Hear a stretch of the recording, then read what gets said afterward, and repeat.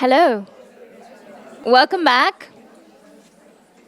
I hope you've had a good break, some teas, coffees, waters, and so on.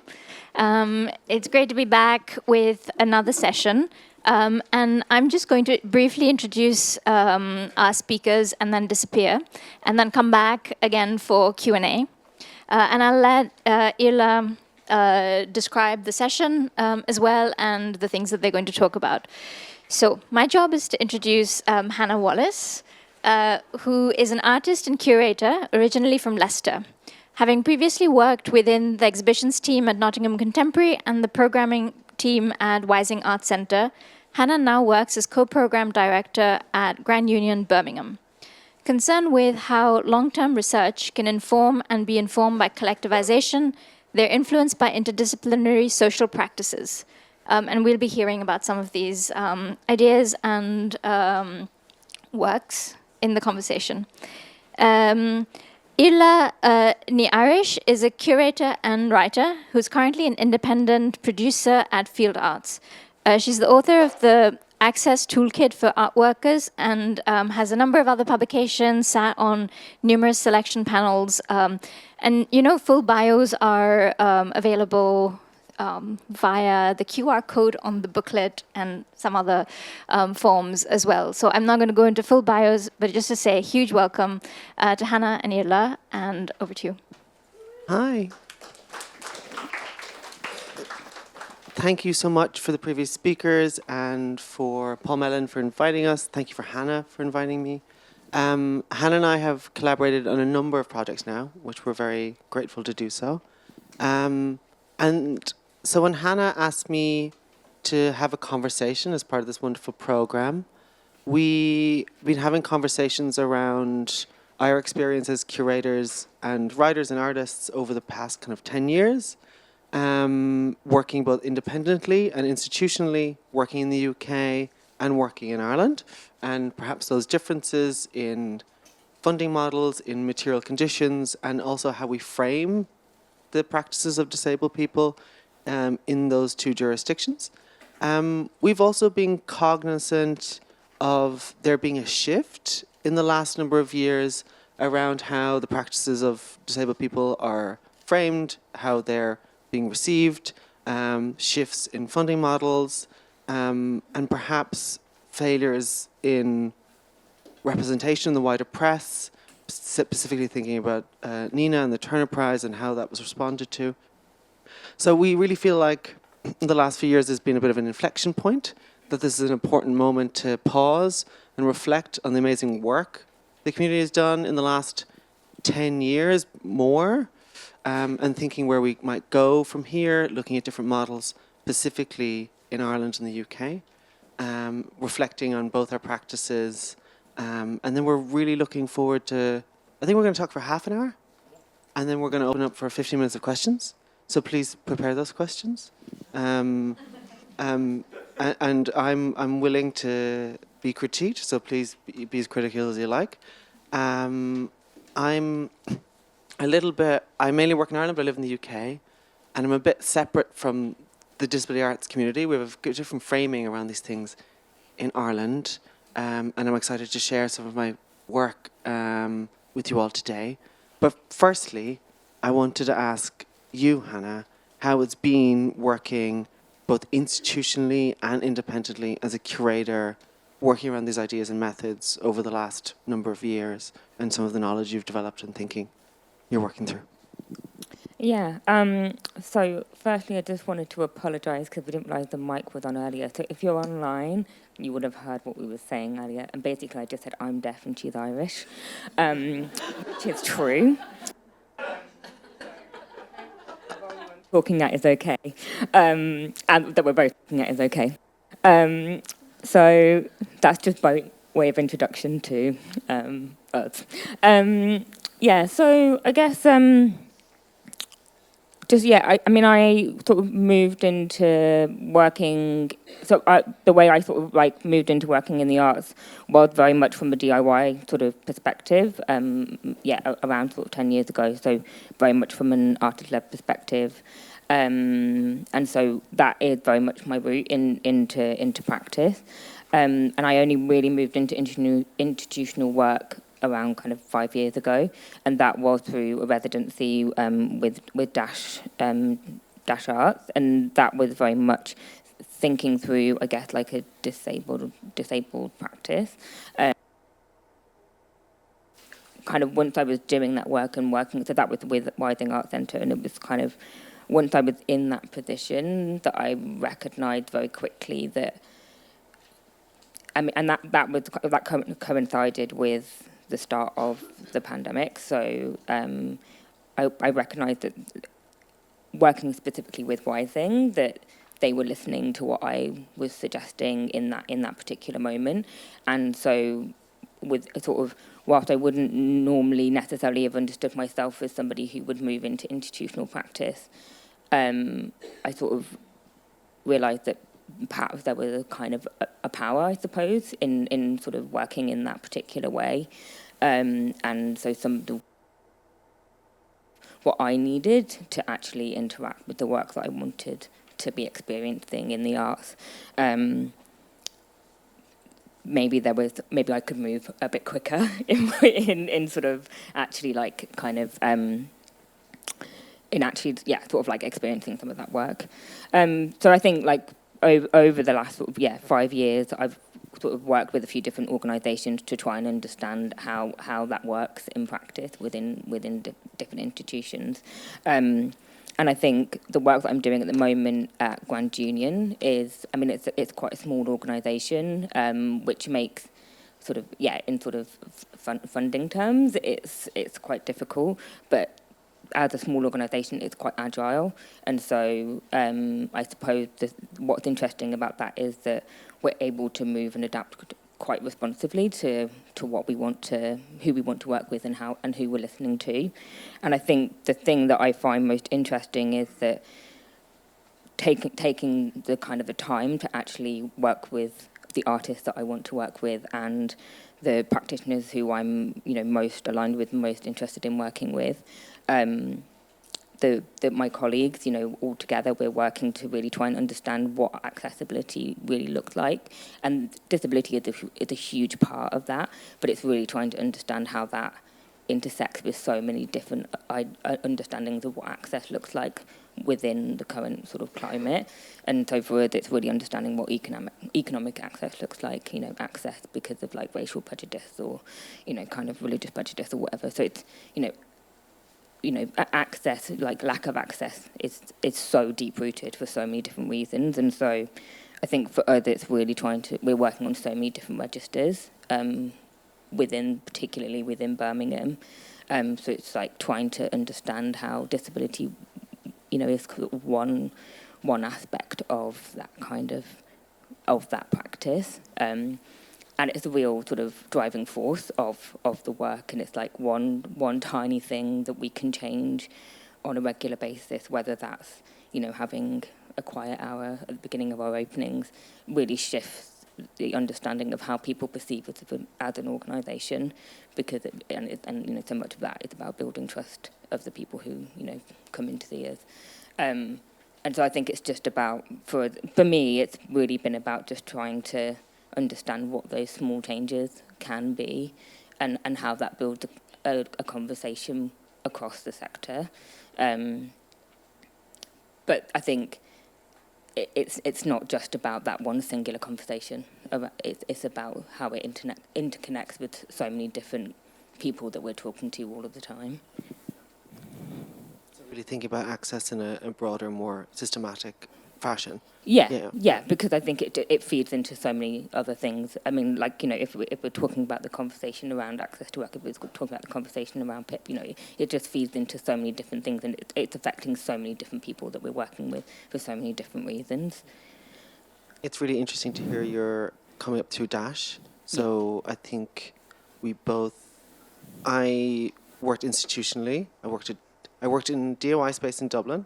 I moved to London. I was working at Tate for 2 years, and then upon going freelance in 2021, I became kind of, I suppose, more politically disabled, and I think that was at a time where funding models in Ireland were shifting, and Ireland is become a little bit of an example. It's not perfect, but a lot of the art world have been looking internationally to Ireland as a model to see how we might be able to support practices and artists as a whole. So it's been interesting working in the UK, where there's been an identifiable and ongoing disability arts movement. In Ireland, the history is slightly different. So we don't really we have artists who are disabled making work, but there isn't a coherent disability arts movement. Our leading arts and disability organisation is called Arts and Disability Ireland, and they frame themselves as funding artists with disabilities. And that is it's a contested form of language, but it is something that has community support. And I suppose in Ireland, the history of disability is very different. It is, I suppose, to give an example, in 2023, I curated a festival in the west of Ireland called, where I'm from Galway, and it was a citywide and countywide exhibition and public programme and book responding to the history of mass psychiatric incarceration in Ireland. So Ireland had one of the largest numbers of psychiatric beds in the world in the 1950s and 60s. But that was a very particular institutional matrix. So in Ireland, the system was deinstitutionalized from the 90s, but really from 2013. And the material that was produced around that, the activism, the writing, and the political consciousness was really considered as a part of the larger move against institutions in Ireland, and not particularly institutions that incarcerate disabled people, but unmarried women, children in industrial schools. So the political consciousness and the political background of this work is quite different. But at the same time, we don't have these wonderful institutions like you do in the UK, such as Dash, Catalyst, etc., that are dedicated to supporting a particular kind of practice. But at the same time, weirdly, our Conservative government has been quite supportive of the arts and thinking about new ways of funding and supporting people. And I heard Kenny speaking about the Canadian model of a specific disability arts stream. We don't have that in Ireland, but we have every grant now in the Arts Council has a access support available. So that is across the board. And we also have a universal basic income scheme at the moment. So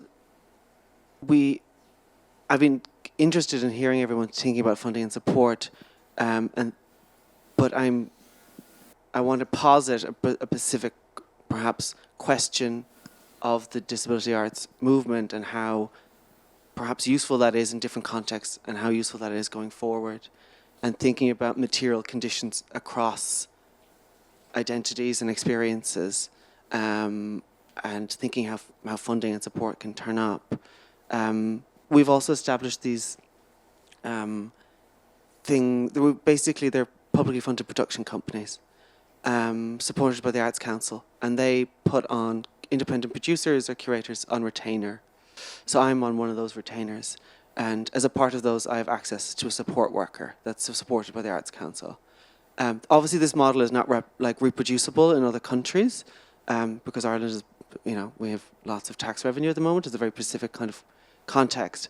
But I thought it was interesting to think about how people like myself and the artists I work with, and I work very specifically with disabled artists, are supported, but also how we frame ourselves.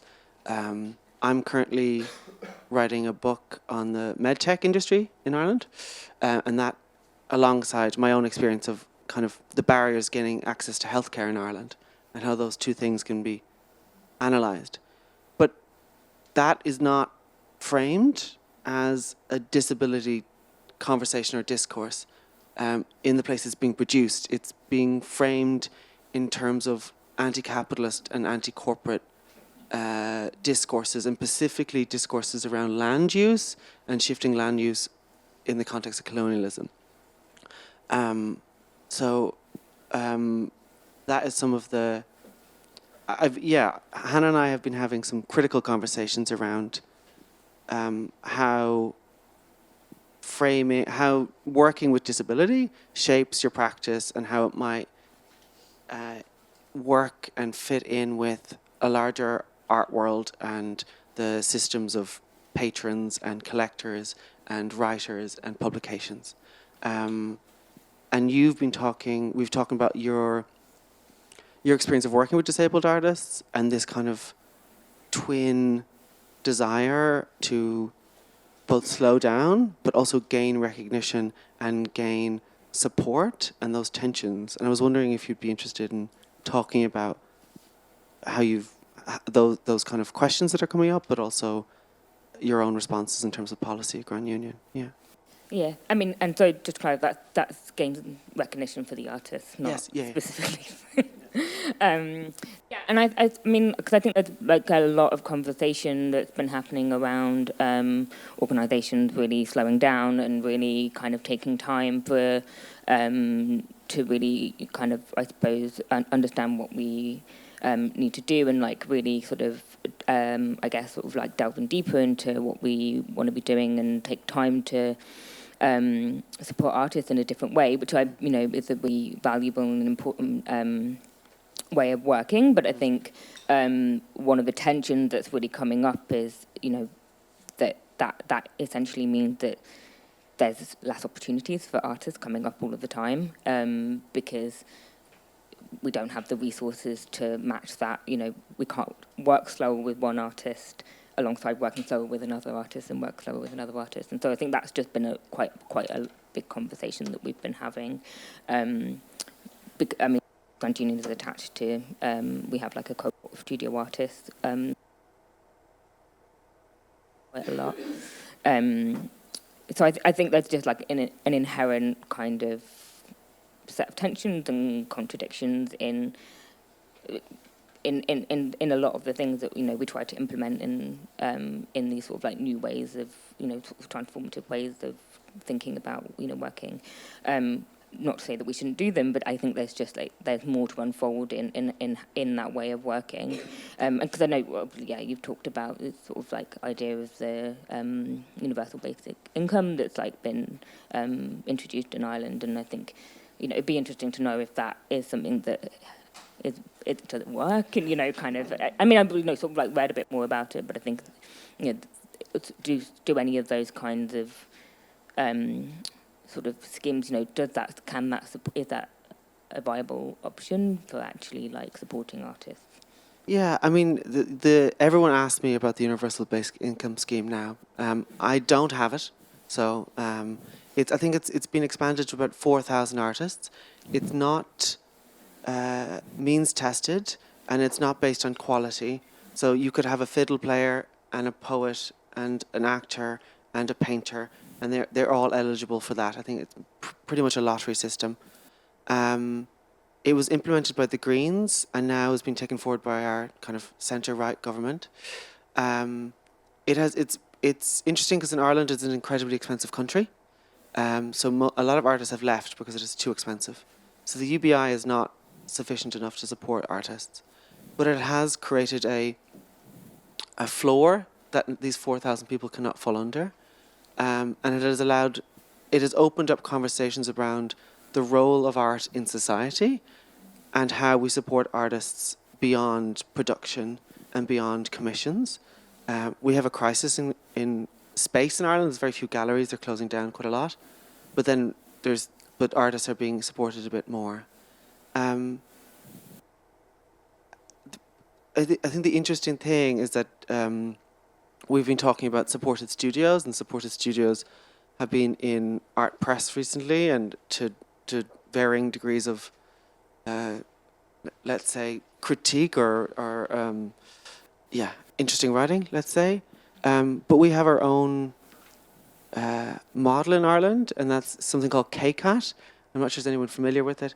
It is they don't call themselves a supported studio or even studios for disabled people.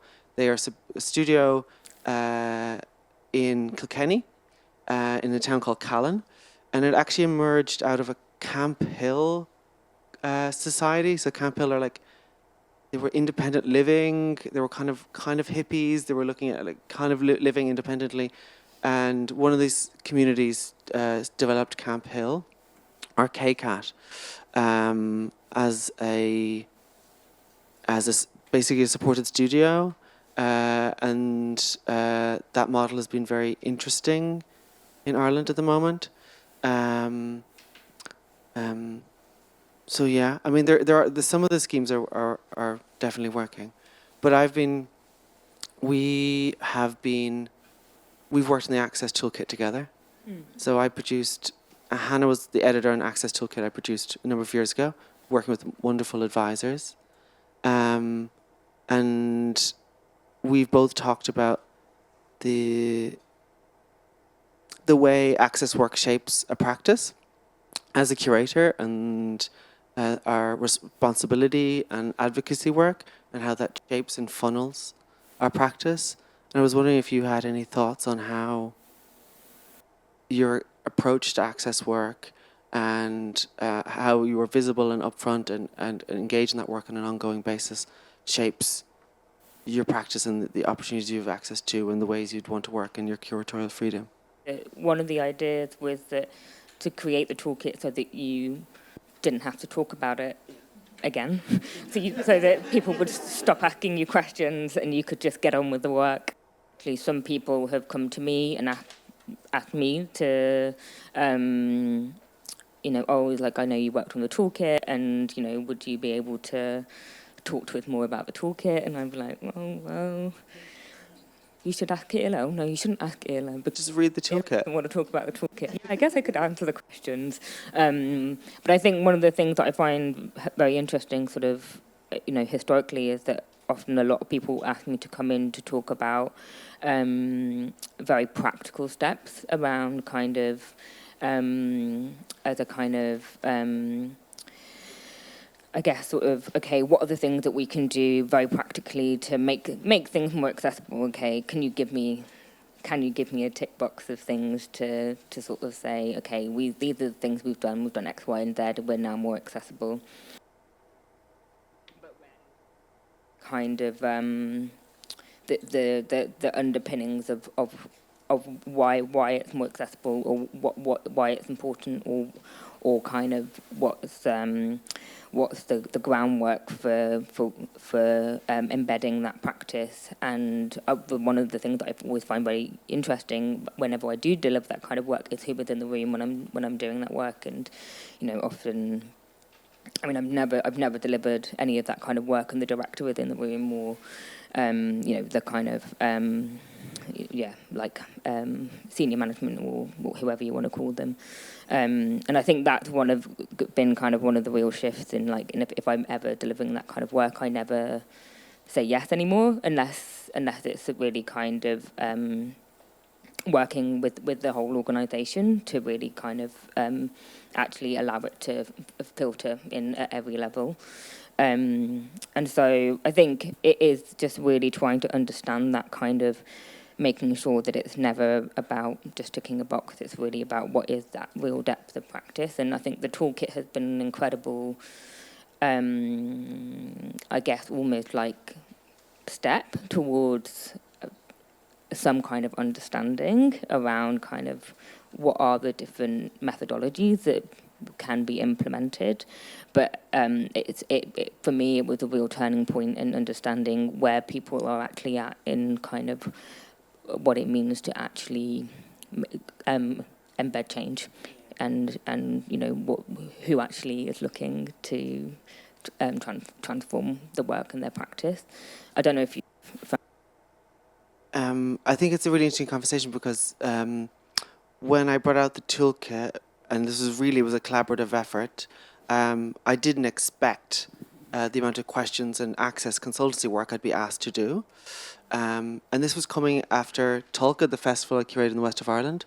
And I really followed Joe from Limited, someone mentioned Unlimited earlier, approach to intrinsic access, which is you bring access, just infiltrates everything you do as a curator or someone who's running a festival, for etc. So during that festival, we were the first festival in Ireland to implement access policies to that ambition, supported by Arts and Disability Ireland. So we were able to hire support workers for artists to produce sculptures for the first time in 10 years. Our education team were trained with audio description. All the films were captioned. We hired benches. Access statements were made for all the brochures. So it was really quite intrinsic. And then I produced this toolkit, and I'm asked to kind of consult institutions on EDI policy and like, do we meet the policy? Are we going to pass our funding round? But there was no questions around how do I work with artists to allow them to make the work they want to do, be that about disability or whatever. And these systematic questions, it was really disappointing actually to come up against that and feel the limitations of perhaps institutional approaches to access, and actually understanding how important having disabled people in organizations are, that I really hoped that we could unburden ourselves. And I feel really complicated about sharing these feelings in spaces like this specifically, because I love working through access. I'm such a nerd. I love thinking with people and making things accessible and figuring out ways of making work and showing work in new ways. But it has also restricted my practice in some ways and closed off opportunities in the wider art world, because you're seen as someone who does access.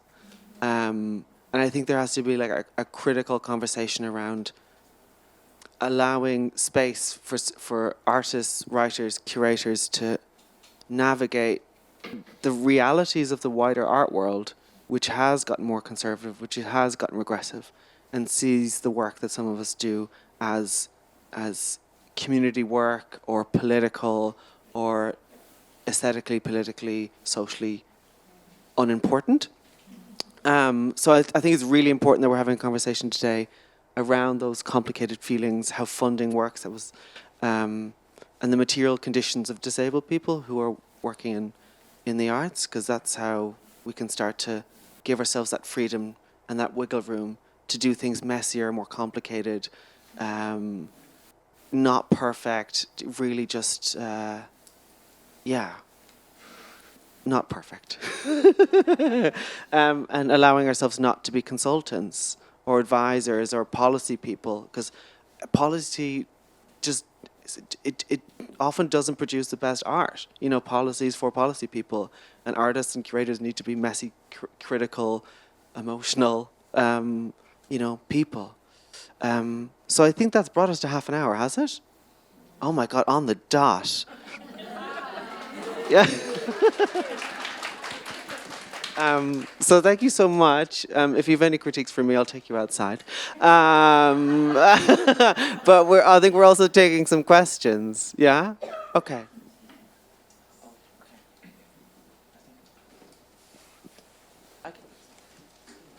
Oh, thank you. Hello, sorry, my name's Emily June Smith. I just want to thank you because it's a really interesting talk. Myself, I'm a neurodivergent visual artist, and I was quite lucky enough to be diagnosed with ADHD and autism back when I was little, which is not the case for a lot of women out there. But so I grew up in the early 2000s, and a lot of the time my parents heard, "Oh, we can't put this in place for her because the other kids are going to find it unfair." Which then obviously my whole life I've lived an unfair kind of advantage anyway, because these things would have made it equal for me to function like everyone else. So I guess my question is just how, is this thing something you still experience when you try and work with other artists or you're planning things? Do you still hear from other people, "Oh, we don't do it normally this way," or "Oh, we can't put this in place because when we work with other artists we don't give them that much money," or like, is this something you still like a barrier you still face? Is it something you fight, and if so, how do you like fight it and move, like tell them like we have to do it? Like, I don't know if that's made any sense. I guess that definitely is, I imagine, something that happened. It's not something I would do. I'd be like, well, if that's what you need, then that's what we'll do. But I guess it's something that's taken time to implement, in the sense of like, that's definitely not always been the way. But I guess that's just that. I mean, that's definitely something that's in the toolkit, and it's definitely something that not all organisations will be doing even now. But it's definitely something that is like, it has to be. That is money that has to be like, separated off as like, there are access budgets, and whoever needs that will have that money. Or specifically within my job, because that is something that it's sort of, I go in and go, this is what's needed for this project. You work independently more for like multiple organisations, so I don't know if it's... Yeah, I mean, I think it often actually involves a lot of work for the artists themselves to overcome internal ableism or shame. So the first time I started working with artists, and specifically hiring support workers, the question of authorship came up for them. Like, who am I as an author and an artist if someone else is making the work for me? And then we have conversations around like, well, actually, lots of artists don't make their own work. I mean, name will remain unnamed, but okay, we'll name them. I mean, Damien Hirst has not been making work for years and years and years. Exactly. So it is undoing some of that shame, and I think we're very lucky in Ireland that access budgets are they're kind of I think there's going to be a moment where things are questioned publicly, because there's been a bit of a backlash in the media around the Arts Council generally, but our grants are peer assessed. So as a model, the Arts Council has tried, and they have successfully diversified all the peer panels. So artists and community members are the ones assessing the grants, so that they will approve or not approve the grant. But personally, like, I'm also dealing with the shame and guilt and ableism of asking for support. So I'm the Field Arts production company that was mentioned.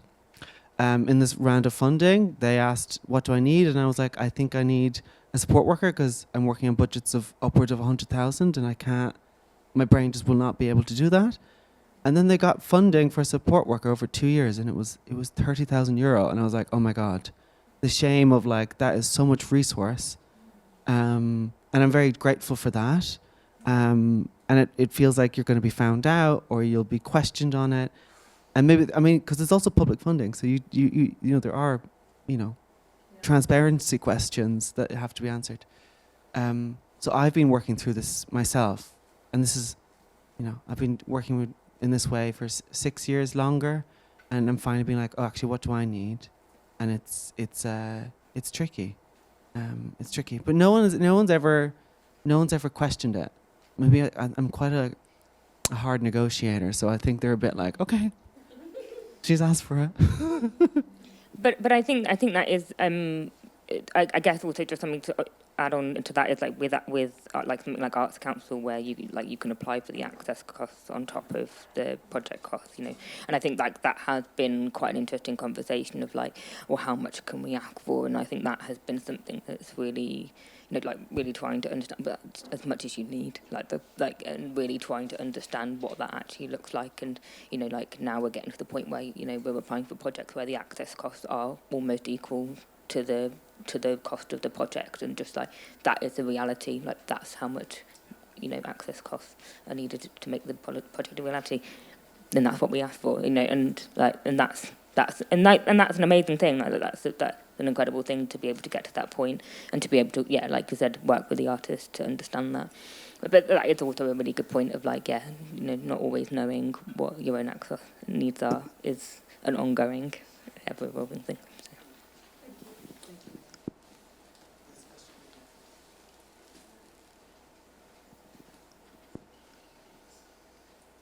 Three of us here are on a disabled committee for the redevelopment of a major art centre in London.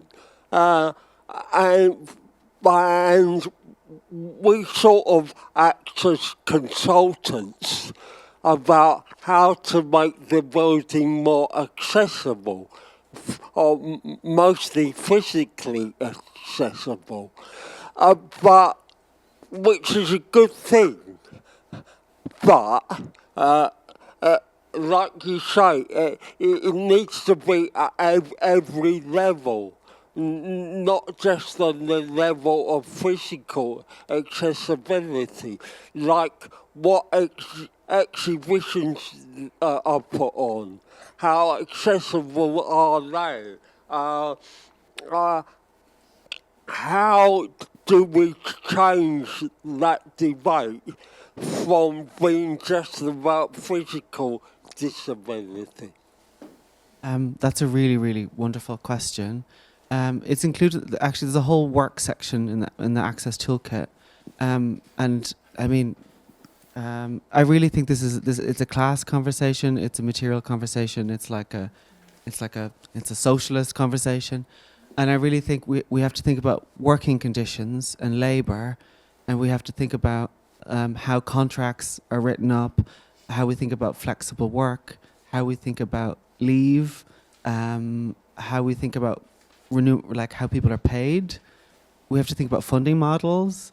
You know, in the UK, most of the funding is coming from patrons now, and they have their own political interests. So when you're an art centre and you're an NPO and you might receive 10 to 30% of your funding from the state, there is no way you can become accessible, because your staff will be overworked and your staff will be underpaid, and your staff will often have to be from rich backgrounds themselves, who don't have a class consciousness and don't think about someone who is in insecure housing, or a single parent, or caring for their parents. So thinking about access as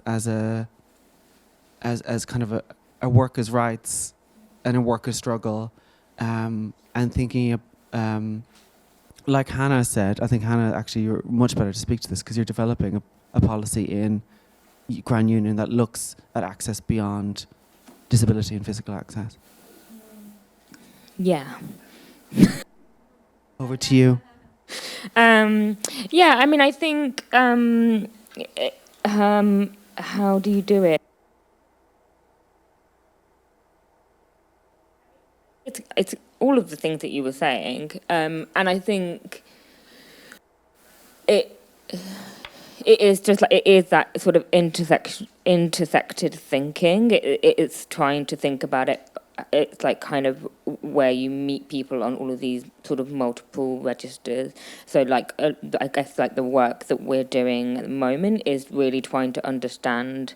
So we kind of have this sort of ethos, of this idea of like meeting people where they're at. So really trying to understand what are the multiple reasons why somebody might not be entering into a space, and it's just really trying to understand what they all are, and so yeah, that might be physical, it might be sensory, it might be economic, it might be racial prejudice, it's class, it's sexism, it's like all of these different things, and it's just really trying to understand that, you know, like the world has created all of those multiple reasons that somebody might not want to enter into a building, into a space, into an environment, and it's just taking the time to really break that down, and but you know, not just one person can do that, not just one small set of people can do that. It takes multiple people to sit down and have conversations, and we have to listen. We have to listen to all of those different experiences coming in to really understand what that looks like and feels like, and that it's a long piece of work, and I think, I mean, you know, you're saying like policy isn't the work, but I think it's just really, I mean, one of the things that sort of I'm doing is rewriting policy, but it's more like, okay, what is it that the guidebook of a place can be and it's allowing all the multiple voices of who you want to be, or who you want that space to be open for, I suppose, and allowing those voices to be in it. I think there was a few questions at the back. Oh my God. Okay. I have the mic, but I'm happy to pass it around. Just some questions online, and maybe I can read them out together. Would that be okay? One is from Pernille Fraser, who says they're dyslexic, ADHD, and I have missed out as I can't always write or debate fully. So I have lived experience of subtle dismissings of myself and others. How can we enable artists to be viewable, those who are ignored because they simply haven't or can't speak up or haven't used the right lingo? And shout out to Hannah's Artworkers Toolkit as well. And then kind of a follow-up question from Pernille to ask whether all, especially UK higher education arts educators, whether they should be trained by neurodivergent and or disabled trainers to understand and embed our theories and lived experiences. Another question from somebody else. I'm going for it and just ask me to repeat as necessary. Natasha Hoare.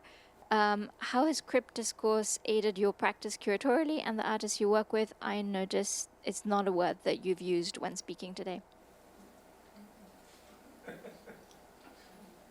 Do you want me to go? That was a lot. To the first question around self-advocacy, I think I myself have dyslexia and have struggled with. Remember anything you just said? Okay. Do you want the questions repeated? Okay. I think self-advocacy is like. I'm not sure. Can I speak to that fully? But it has been an ongoing process. I've personally, I think, thinking of myself as a politically disabled person, that has been transformative. But also thinking about how I turn up and how I engage with the world. I enjoy being a public speaker. I speak quite a lot, but I've always had quite a lot of difficulty with writing and coming to terms with that and understanding my limitations and the support I need in being a writer has been really transformative. So I would kind of. Yeah, I'm not sure how to approach that one. But in terms of the CRIP question, I mean, it has been transformative in how I view myself as a political person, an agent in the world, and it is deeply embedded in my politics. I suppose in the last number of years, I've been looking at wider political concerns, specifically coming from Ireland, thinking about like the colonial legacy of occupation for 1,000 years and thinking about how those things are connected, thinking about how we've lost our language and relationships to the land, and thinking about like corporate neo-colonialism in Ireland. And it's not that I have abandoned a crip political perspective, but it has just broadened and nuanced and really cognizant of place. Yeah, if you have. Well, I guess just if we're talking specifically about finding place within feeling like you don't have a place because specific disabilities. I mean, like talking to dyslexia or processing or those kinds of things. I mean, like I guess something to find places where you might be able to engage in slower ways, and I guess because I guess like processing is something that I like have difficulty with, and so it's just sort of. I guess what I'm trying to say is, for a long time I was like trying to assimilate to the structures that existed, and then actually what I needed to do was to just say, actually, when I'm doing a talk, when we're in a conversation, I need you to not say everything as quickly. I need you to, so I guess it's just about sort of like actually like can you find, it's about trying to find the spaces where you can sort of process and like have the conversation in the way that make most sense to you, would be, I guess, something that I would. Yeah, I think I really appreciate you bringing that up, because when I was working in a public institution, I won't name, but I found working in institutions very difficult. In physically, as an amputee, being left at the end of events where there wouldn't member of staff had a cab, but I wasn't told that I could get a cab at 2:00 in the morning. But also just like falling asleep in front of my manager because I couldn't process information in a one-to-one, like mortifying. And I was like, okay, Diva, we're not built for the institution, and maybe that's okay, and we can think about different ways of working. And I mean, working as a freelancer is, can be have its difficulties, but it also allows me to shape my own like access conditions, which is been very important. But I think we have some more questions as well. Yeah. This person at the back, please.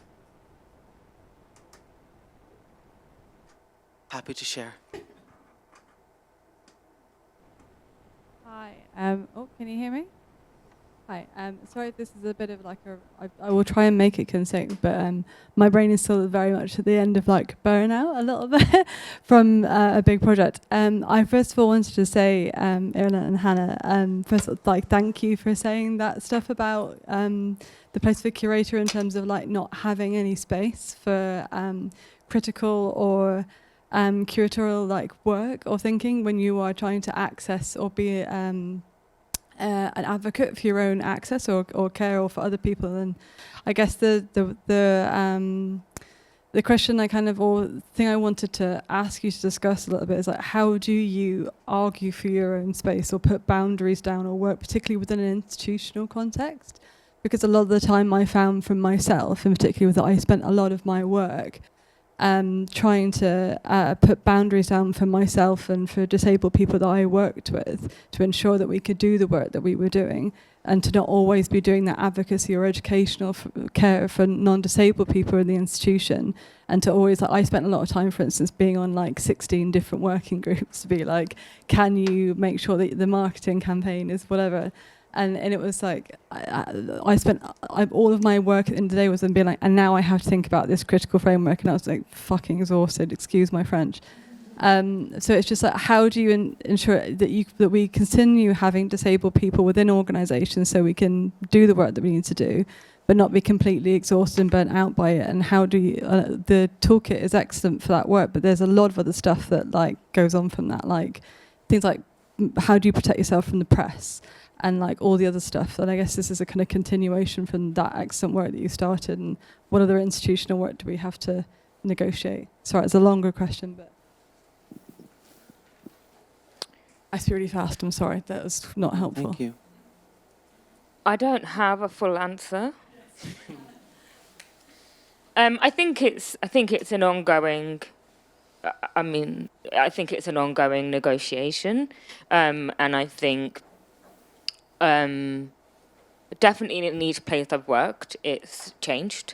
Sometimes I get it right, and sometimes I get it wrong. And I think, I think there's also like that. You know, it's that whole thing. It's person to person. I'm also just like, I know that ingrained in me is just like. I overwork generally because that's just like it's it's ingrained in me to overproduce because that's what I like, because I'm always overcompensate. You know what I'm trying to say. I can't say the word. And so I think it's really hard to know sometimes at what point that's happening, and then at what point, So it's really hard to establish that sometimes. So I think it changes constantly. Sometimes I can work out what the thing is that I need, and then I talk to my team. But I work in a very small organisation as well, and I happen to know that you work in a very big organisation.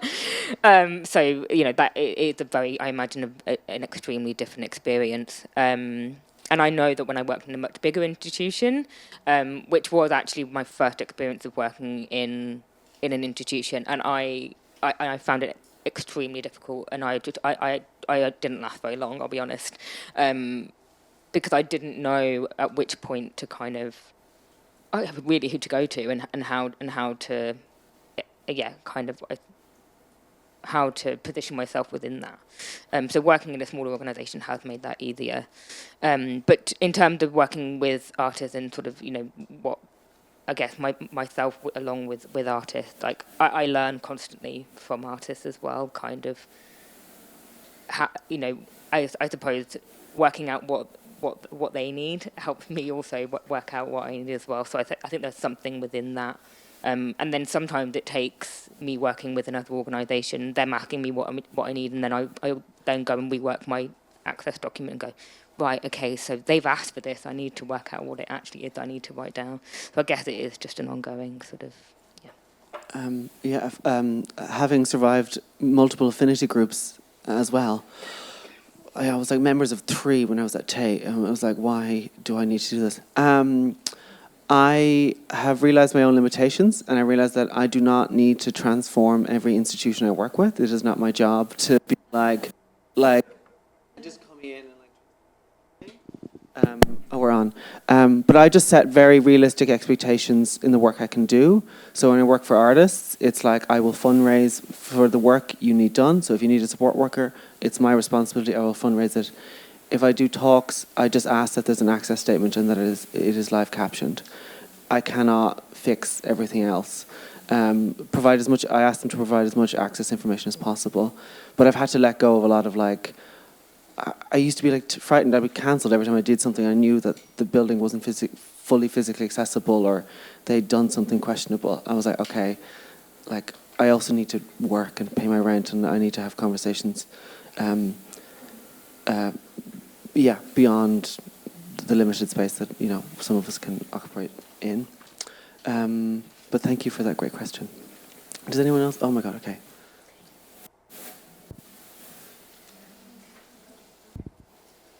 This isn't a question, so you get a brain break for a second, but just plugging, there is a new exhibition at Canada House, which is right across from the National Gallery. Crip Canada, A Decade of Political Engagement. It is a small exhibition from Tangle Art Gallery, and it really emphasizes the point of disability culture and access, aesthetic and inseparable from the artist innovation, which I think I only bring that up based on what the 2 panelists are talking about. All of the artists are disabled, and they talk about how their disabilities integrate into the art that they have created. Thank you. Go see Canada House. Okay, can I ask? Thank you very much. First of all, a practical question: where is the toolkit that you were talking about? Because we didn't see it on the transcription.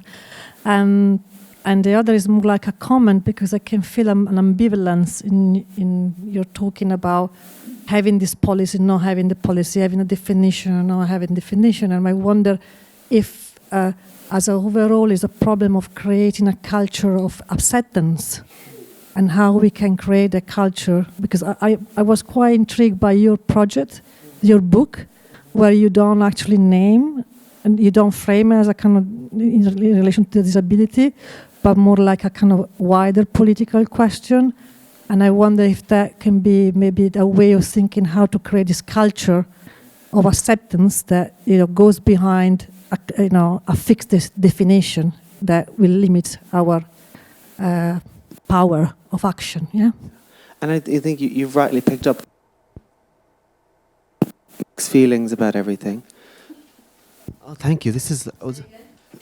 You've picked up on the ambivalence correctly, and I do have a lot of mixed feelings about these things, and I think it's great to voice those things. First of all, you can find the Access Toolkit for Art Workers online. It's just called Access Toolkit for Art Workers. So it's recently been updated with some great access improvements. And it wasn't that I dismiss policy. I think it's very important, but I think that there needs to be space for disabled people to make work outside of advocacy and policy work themselves. And that work is very important, and the people who do it is very important. And I suppose I just have a general critique and question around identity and identity-based making, and how restrictive it can be for all groups, and disability discourse and crip discourse is like vital and important and such a huge part of my life. But I think it's just I'm kind of always constantly pushing up against that, and I think that's as someone who's just been framed as so many different type of identities for my entire life, and just a desire to move past that. But the book itself engages with the policies of the Irish state in kind of funding and supporting for-profit factories that make medical devices, and at the same time writing about how that system informs a healthcare system that does not provide universal basic access to healthcare. So in Ireland we have a two-tier healthcare system.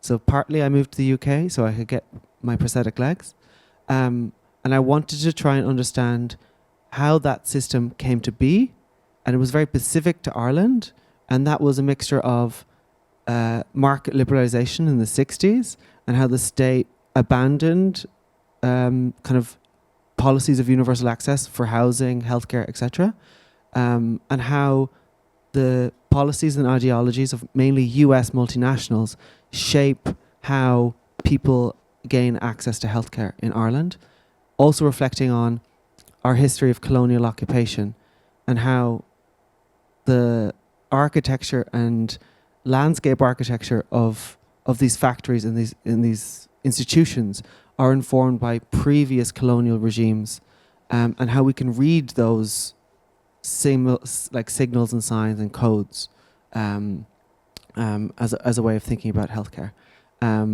So it's definitely a book about disability. It's about my own disability, and it's part memoir. But I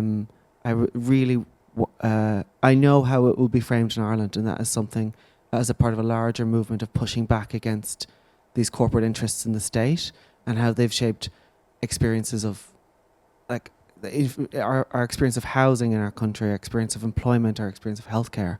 Like Dublin right now is like San Francisco on steroids. Like it's an unlivable state. So I wanted to think about, the lived experience of people beyond disability. Yeah. Thank you. Borrowing a working mic. Really just to say a huge thank you to Hannah and Iarlaith, and Sandy and Kenny as well. I think this morning we've introduced so much complexity, but also sat and thought with that complexity as well.